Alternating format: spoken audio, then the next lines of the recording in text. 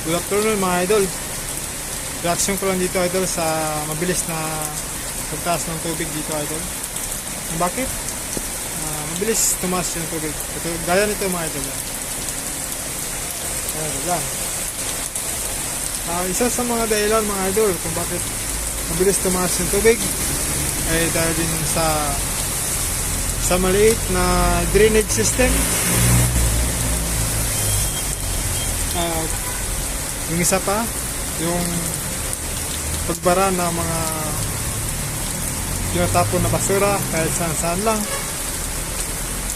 Yan ang mga dahilan kung bakit mabilis tumaas yung tubig sa isang lugar na malimit na binabaha. Kaya sa ating mga Pilipino, itapon natin ang ating mga basura sa mga tamang lalagyan. Huwag natin itapon kahit saan lang. Kasi darating ang araw na ang ating ginagawa ay babalik din sa atin. Katulad ng mga puputol ng mga punong kahoy na walang kapalit, na hindi binabalikan.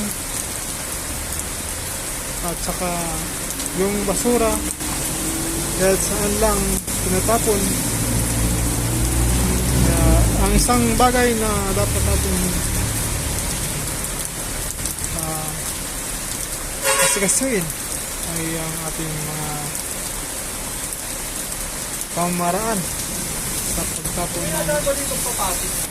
Kaya ang isang paalala lang mga kapatid, magtapon tayo ng basura natin ngayon. Sa tama, kita nyo na dyan, yung ebidensya, yan na dyan. Basura, kumakalat tuwing lumakas ang ulan. Yan ang mga basura na kahit saan lang tinatapon.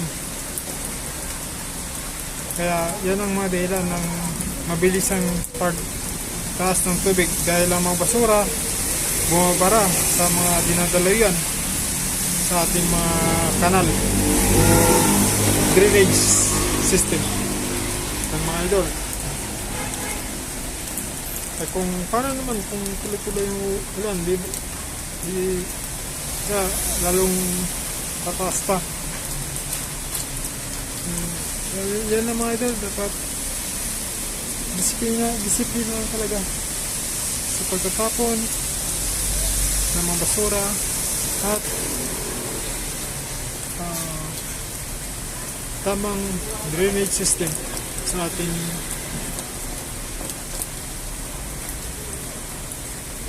lugar, sa ating bansa mga idol. Ano pa idol? And God bless sa lahat.